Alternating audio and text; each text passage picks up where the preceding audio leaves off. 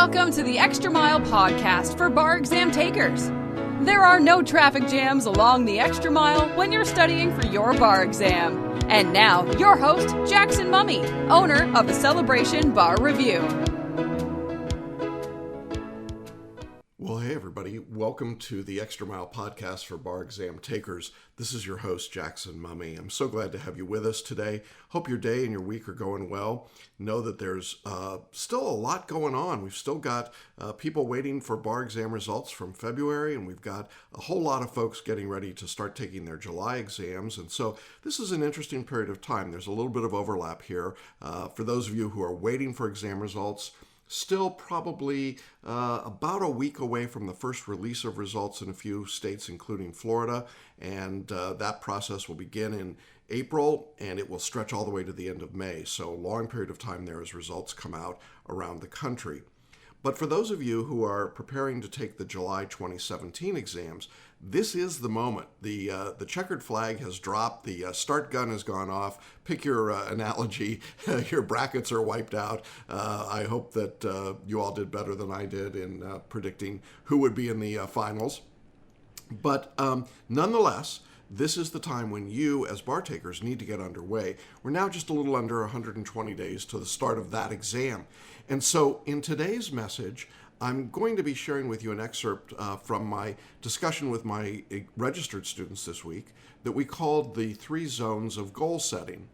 As bar takers begin to get underway, to ramp up their studies, typically there's some part of the process that involves goal setting. And I wanted to talk with my students and also with all of you as listeners to the podcast about the kinds of goals you should set and some ways to think about goal setting. I think you might be surprised by some of what I've got to say, so I hope you'll stick around for that discussion. Now, I do want to just say a couple of things before we jump into that. First of all, I want to thank all of you who are loyal listeners of this podcast. We just finished a week in which our number of downloads actually tripled the greatest single number we've ever had in the nearly 2 years we've been doing this podcast. I have no idea why that's happened, but I'm really thrilled about it, and I appreciate so much that so many of you are listening. If this is your first time on the podcast with me, I want to welcome you and let you know that you can find all the prior episodes of the podcasts on our website at celebrationbarreview.com. Just click on the link at the top of the page for podcasts, and you'll see the show notes and all the prior episodes. You can also subscribe to our podcast in Apple, iTunes, or in iHeartRadio, or wherever you get your podcasts from, or you can go to our website and subscribe there. And I encourage you to do that. We come out once a week on Wednesdays with these episodes, and I'm sure they're going to be valuable for you as we turn the corner, start sharing some stories of people as results come out from the February exams, and certainly focusing on the upcoming July exams. The last thing I just wanted to make sure everybody knew about was that this Thursday on March 30th at 3 p.m. Eastern, that's 12 noon Pacific, I'll be hosting a live masterclass that we title How to Make the Next Bar Exam Your Last Bar Exam, the 4 Powerful Steps to Passing the Bar Guaranteed. Now, I really hope you'll join me for this. If you've not been through this course, we've offered it to literally thousands of people, and it's been life-changing for folks. And there's no charge to participate. It's a 90-minute class. I will take you through 4 steps that will guarantee that you pass the bar, and I really hope that you'll join us. You do need to reserve your seat in advance, as seating is limited, and you can reserve that seat in one of a couple of ways. You can go to our website, again, celebrationbarreview.com, and you'll see a button right there on the front page to schedule and reserve your seat. You can also text your reservation by texting the phrase "Next Bar Exam," all one word, "Next Bar Exam," to the number 33444. So again, that number is 33444. Text the phrase "Next Bar Exam," and we'll get you registered that way. Now, if Thursday at 3 p.m. Doesn't work for you, or you just can't wait that long, we do have an on-demand version of our webinar, and I encourage you to sign up for that. You can do it just the same way by going to our website and just scroll down the page a little bit further. You'll see the link for the on-demand version. Go ahead and schedule that. The only difference is that I won't be on live with you to answer questions. And I always think the magic happens when that occurs, but it's the same great information and helpful instruction that I think you're going to be looking for. So one way or the other, I hope you'll join us for this special webinar, How to Make the Next Bar Exam Your Last Bar Exam. Well, I don't want to keep you waiting any longer. If you're a goal setter, I think you're going to love what we've got to say today about the 3 zones of goal setting.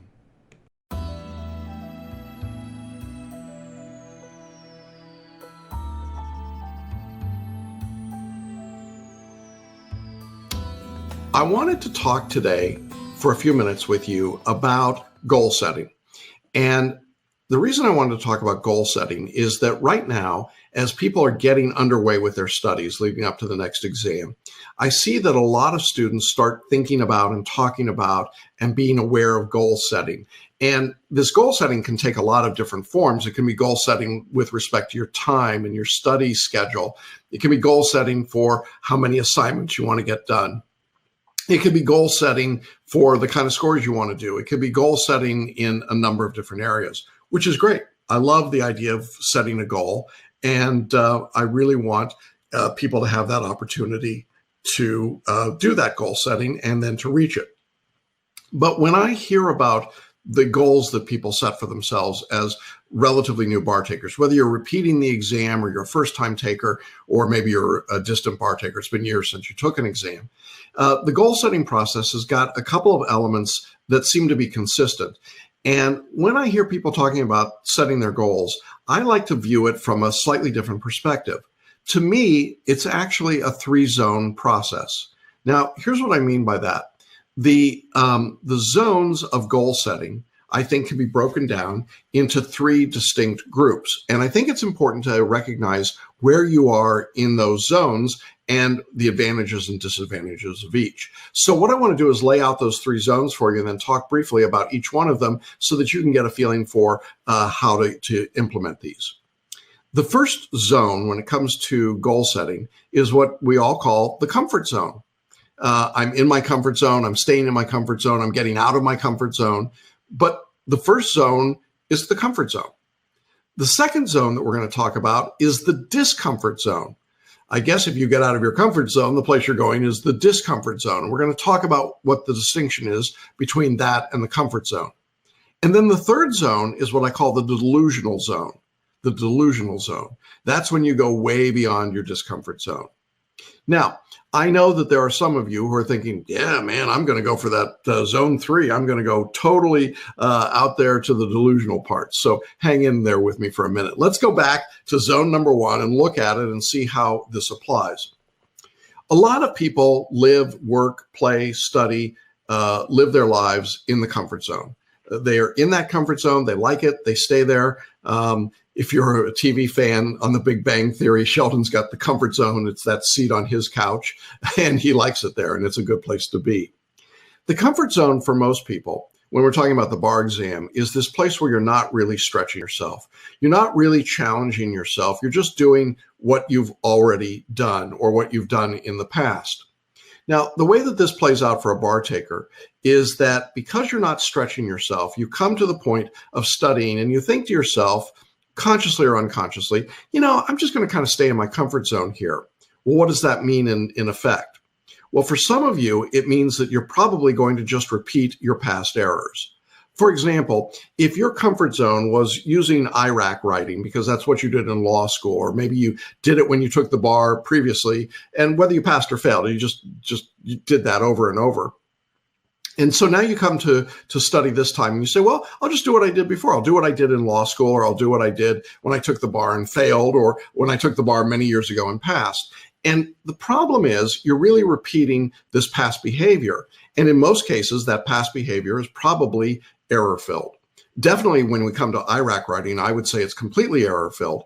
But even outside of that supercharged, highly emotional issue of issue spotting, I would say that when people are in their comfort zone, what they're mostly doing is repeating past errors. The things that didn't work in the past will continue to not work.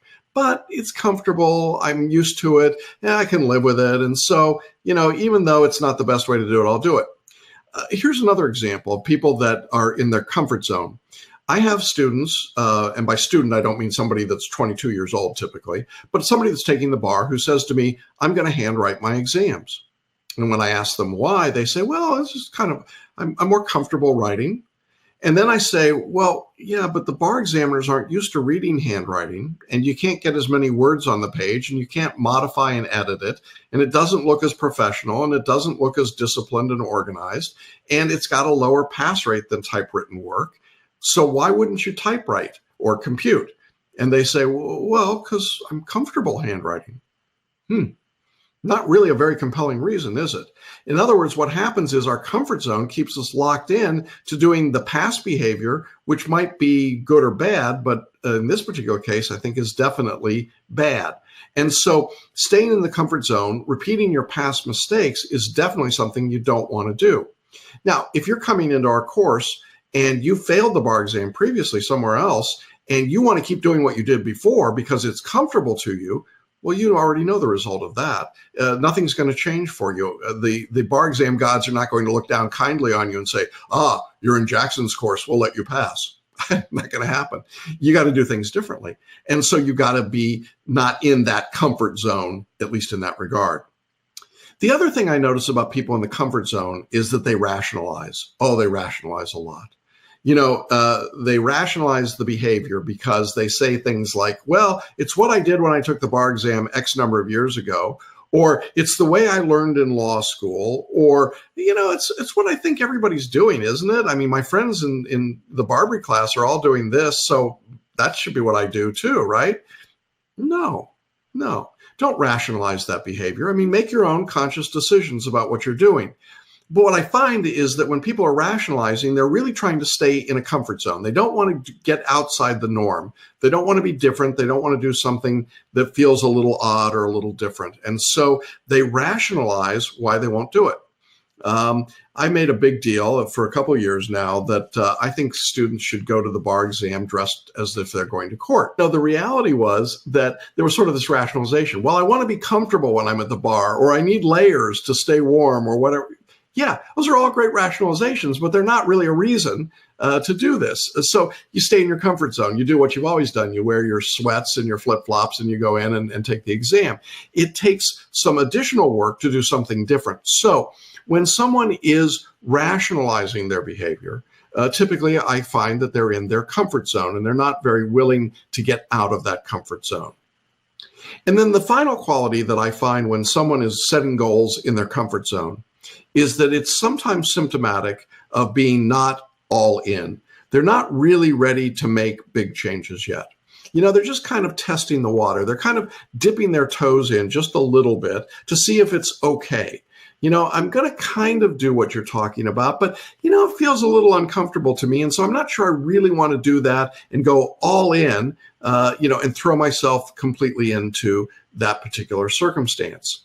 When you go all in, boy, big things happen. But when you don't go all in, not much changes. You kind of dip your toe in, you go, it's a little warm, it's a little cold, I don't know.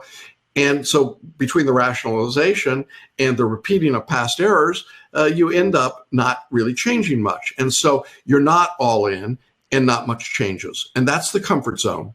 When the comfort zone becomes the dominant setting for your goal setting, I don't find much happens to people. And so the result of that is that people get locked in and they don't get the results they want. So how do I feel about staying in your comfort zone? I hate it. I'm going to push you out of it. So then the question is, where am I pushing you to? So let's look at zone 2 next. Now, if you assume there is such a thing as the comfort zone, and there are plenty of people that say you should never even talk about a thing called the comfort zone because we don't want one. But the alternative to that, the next alternative, is the discomfort zone. Now, I'm not saying boot camp. I'm not saying drill sergeant. I'm not saying make your life a living hell. I mean, the bar examiners do a good enough job of that. What I am saying is that when you're setting goals in the discomfort zone, what you want to be doing is setting challenging goals. Look, if nothing would change if you only studied 5 hours a week, then Challenge yourself. Move it up to 10 or 15 hours a week. Make your studies more impactful than they were before. Put yourself in a little bit of discomfort because it's a challenge. Do something you haven't done before. I think it's challenging to add exercise to your life if you haven't done it before. I've been challenging myself over the past couple of years to see if I could increase the amount of exercise and activity that I get. And I've talked to many of you from time to time about this goofy thing on my wrist, which gives me my count, my step count, and other information. I keep challenging myself to move it up a little bit further. So when I started, I was at about 2,500, 3,000 steps a day. And then I moved it up and kept moving it up. And then I hit 10,000 steps a day, and I was feeling pretty good about that. And then there was this stupid article about mail carriers in Glasgow were walking 15,000 steps a day, and 15,000 steps a day is the new 10,000 steps a day. Are you kidding me? Okay, fine. I'm going to get a little worked up about the whole step thing. But the point is that by taking those extra steps, I'm challenging myself. I'm pushing myself into the discomfort zone. I'm getting myself to do more. Push yourself into the discomfort zone when it comes to your studies. Challenge yourself a little bit more to do a bit more than you were doing before. Now, along with that challenging, here's what you're going to discover. Being in the discomfort zone can be frustrating. It really can, because now you're not able to do things that you could do before. You know, I've had people, for example, when we talk about this idea of typing versus handwriting, who say, I'm not good at word processing, at typing on a laptop. Okay, I get that. It can be frustrating, but you'll get better at it by practicing it. I've had people for whom English is not a first language say, it's really frustrating to work and think in the English bubble that you tell me to use, to talk and think and function entirely in English while I'm studying for the bar. It's frustrating. It puts them in a discomfort zone, but it changes the results. So you've got to be willing to put up with a little bit of frustration to move into that discomfort zone when you're challenging yourself. Now, having said that, it's also important in the discomfort zone that you avoid being overwhelmed. There are people that take on too much, they try too much too quickly, and they're overwhelmed. It just is too much. And then the result of overwhelm for most people is we shut down. We just close up, we shut down, we give up. We don't want that at all. So there's a difference between the comfort zone and the discomfort zone. You'll know that you're getting too far outside the discomfort zone if you're overwhelmed. That's a good indication that you need to pull it back, do a little less than you were doing, set a little less goal. Let me give you one example. If you're starting out in your studies right now and you say, I'm going to study 40 hours a week for the next 4 months, well, I've got a newsflash for you. You aren't. It isn't going to happen. It just won't. And it's too much, and you'll be overwhelmed, and you'll come back at a certain point in time and you'll say, Jackson, I'm burned out. I just don't have any gas left in the tank. Why? You overdid it. You went too far into the discomfort zone. So avoid overwhelm. So how do you do that? Well, I think essentially you do it with incremental movement. You come up in little bits and pieces. Again, to use my analogy of using my step counter, I didn't go from 3,000 steps to 15,000 steps all at once. I went from 3,000 to 3,500, 3,500 to 4, and so on and so forth. And by doing that, amazingly enough, I'm at 15,000 steps a day right now. But it doesn't feel like it because I've been moving incrementally all along. If you've been doing your studies and you raise them incrementally, if you shorten the amount of time it takes you to write an essay from when you start, perhaps it's 90 minutes and you move it down to 75 and then to 70 and then ultimately to 60. Or if you're in a 30-minute essay program and you get it from 45 down to 40, down to 35, you work incrementally by pushing yourself. You'll find that it's possible to do things you couldn't do at the beginning. And that's the beauty of that incremental approach to learning and the incremental approach to studying. Sometimes people in the discomfort zone view what they're doing as being like an on-off switch. It's only got two positions. It's up or it's down. It's on or it's off.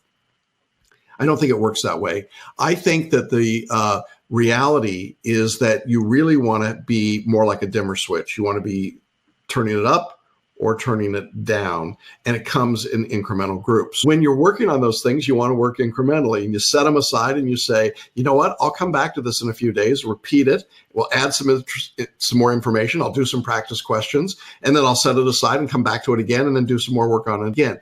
By taking it incrementally, you give yourself the opportunity to really learn step by step instead of overwhelming yourself and doing too much all at once. And that's how you stay in the discomfort zone. You just keep yourself on the edge, just pushing yourself ever so much more. Well, the third zone, I think I have to talk about, because bar takers, lawyers, high achievers are prone to this. And we call this zone the delusional setting zone. When you're delusional, essentially, the best way to say it is you're objectively ridiculous. I have had people come to me and say, well, I'm not really, I didn't go to law school, but I'm going to sit and challenge the exam. By the way, I'm calling from XYZ prison. And yeah, no, you're not. You're not going to take the exam. Sorry. You may be the best jailhouse lawyer there is, but you're not going to sit for the bar exam. You are delusional. That's the extreme example. But a more commonplace example are the people who really set extremes in both the amount of time they're going to study and in their expectations. You know, when someone starts out their studying and they say, well, I think I'm going to put in 60 to 80 hours a week, and my goal is to get through the entire course seven full times. Really? It's not necessary. It's not helpful, and you're not going to do it. But the individual thinks, well, I'm setting this big goal, and by dreaming big, by setting a big goal, that's really good. No, it's not. It's delusional. It's actually harmful, and you don't want to do that. You want to step back and be objective about what you're doing. Does it make sense? By the same token, the person that comes and says, I'm going to take the California bar exam, I'm a foreign trained attorney, and I don't speak English, or I speak it just barely, and I'm going to give myself maybe 100 hours of study time, and I'm going to pass on the first time. No, you're not. No, you're not. I did a video about a year or so ago, and I talked about the 5 groups of people that will never pass the bar exam. And oh, did I catch hell for that? How dare I say that there were people that would never pass? Well, I was in part talking about the folks that were delusional. There were some people that are delusional about what they can do. Not everyone will pass the bar, although most people are hardworking and intelligent and capable. And focused properly, I think almost anyone can pass it. But I think there are people who just believe that name it and claim it. If I say it's going to happen, it's going to happen, and then I can sit back and not do anything. That's delusional. And I don't find that to work. You've got to get involved, and you've got to be proactive in what you do. Ultimately, when someone sets too big a goal, too high a goal, too outrageous of a goal, what I find is that it leads to abandoned effort. They get discouraged. They set this goal that's so big, so huge, that it overwhelms them. It's beyond discomfort. It's just massively ridiculous. And then they go, yeah, that's not going to work. And they walk away from it. You know, if you felt at times like you're just going to give up on this, one of the things to do is to go back and ask, really, what were your goals? And were they objective and realistic? Were you setting enough time aside to do it? Were you trying to run 2 jobs, raise a family, and be, the local committee person in your city council while you're studying for the bar? Pretty tough to do. You know, I had the opportunity last year to work with a member of the Texas legislature who was sitting for the Texas bar. And this particular individual had failed the bar a couple times before he came to me. And of course, it was during the presidential elections. And this person, I guess, didn't have to run for office during this particular cycle. So that was the good news. But they had this amazing, huge, overloaded agenda. And so we had to have what we called a come to Jackson discussion, in which I said, you know, if you really want to pass the bar, we've got to have these cutouts for your time and energy. Your staff's got to do some things. You can't go out and be on the political, circuit while you're studying for the bar, or you're not going to pass. And this person came to me and said, but I've done all these great things. Yes. And I've been incredibly successful in my life. Yes, you have. I mean, amazingly successful. And I totally admire this individual. But we had to get him from these delusional expectations down to what was real. And while he was discomforted during his study, he was able to do it, and he passed. And it's a great story. I mean, but we had to get him out of the delusional zone. And so that's one of the things you want to do. The other reason that people use this delusional zone of goal setting is that in some deep sense, it's really an escape hatch. You know, I've had people who say to me, well, if I can't be perfect, then I'm just not going to do it at all. If I can't achieve a certain level of expertise the first time I write an essay, then I'll just give up. Or if I can't get so many questions correct initially, then I'm not going to do it. Well, what's that all about? It's really basically a form of saying, well, you know, I don't think I'm going to make it anyway, so I'll set a goal that's so ridiculously high that I know I can't do it. And that way, when the inevitable happens and I fail, I can say, well, if I had just been able to write a perfect essay, or if I had just been able to analyze all 200 of those questions, you know, and do X, Y, and Z in a way that we would never expect someone to do, well, then I would have been okay. You know, it's an escape hatch that lets us preserve our self-dignity and our self-respect. And I understand that, but it's a dangerous, dangerous trap to fall into. So don't talk yourself into these ridiculous goals that you have no opportunity and no ability to actually make happen. Because if you can do that, if you can stay outside of that delusional zone, then you're going to be okay. So what am I suggesting? Well, don't be in the comfort zone and don't be in the delusional zone. Be discomforted. I want you for the next few months to be in the discomfort zone. I want you to be pushing, challenging, and stretching yourself. Not impossibly, not ridiculously, but enough that you know you're growing. And if you can do that, then I think the results are going to be really, really good for you. And that's what I hope for you.